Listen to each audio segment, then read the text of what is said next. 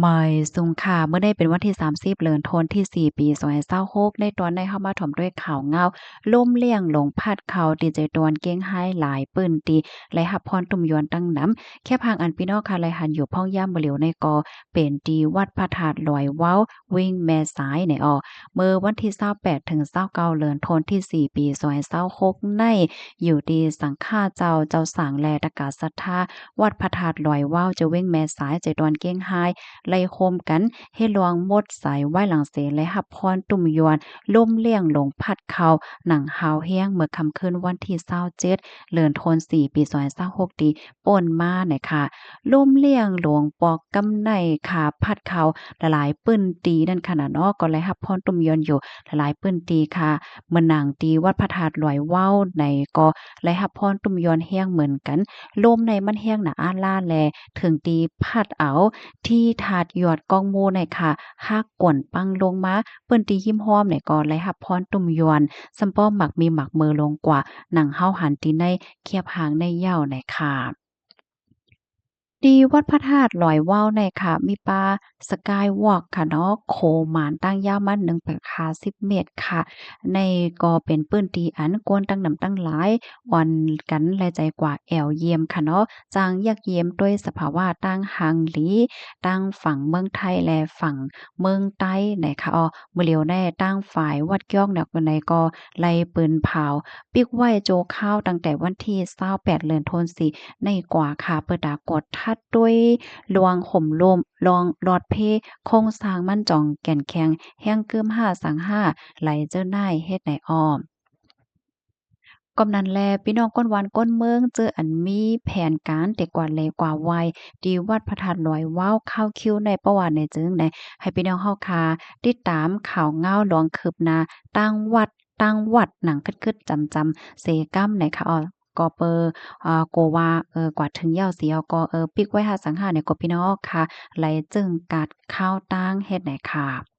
เปิงเป็นล่มเลี่ยงหลงพัดเขาในปอกกำไดค่ะมีพรตุ่มยอนละลายตีค่ะเนาะตึกเคิกเฮิรนเยว่ะต้นไม้ล่มว่ะสายไฟว่ะถึงตีไฟฟ้ารับหมอดบางตีบางตอนให้ไหนค่ะทางฝ่ายภูมิพลพรเขาก็ไล่เข้ากดท่าเสียวก็ยืนมือจ่อยเทียมปันก้นหวานก้นเมืองแหน่ค่ะวัดพระธาตุหลอยว่าวในเป็นวัดเก่าแก่ในเว้งแม่สายค่ะเนาะ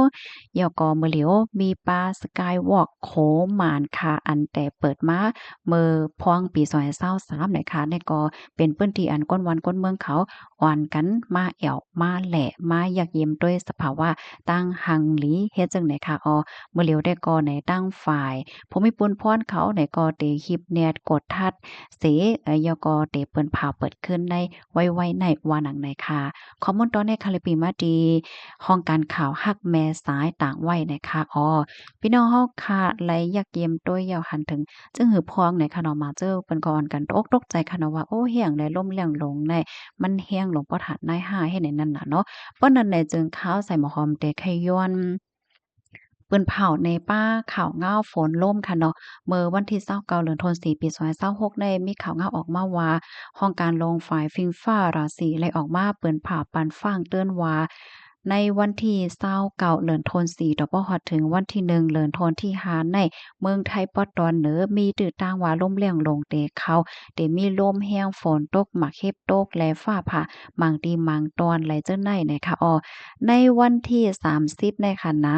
ปื้นตีอันมีตื้อต้างฝนเตจางตกลมเตจางแห้งในเตเป็นตีใจดอนแม่ฮ่องสอนเกียงใหม่ลำปนลำปางสุโขทัยตากกำแพงเพชรเกียงหายพะเยาน่านแพร่อุตรดิตถ์พิษณุโลกพิจิตรและเพชรบูรณ์ค่ะในวันที่1ซ้ำเตเป็นตีใจดอนแม่ฮ่องสอนเกียงใหม่เกียงหายลำปางพะเยาน่านแพร่อุตรดิตถ์พิษณุโลกและเพชรบูรณ์ไหลเจ้าในเนี่ย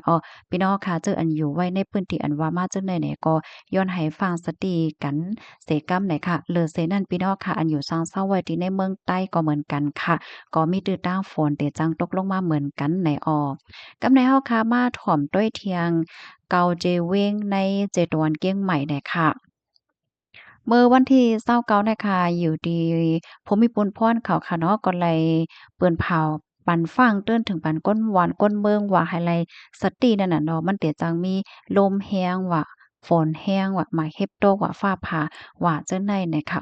ในปื้นตีเกาเว้งอันเตจางหญ้าแห้งได้ซ้ำได้ที่เป็นตีจะเว้งสะเมิงแม่อ้ายเก่งเหลา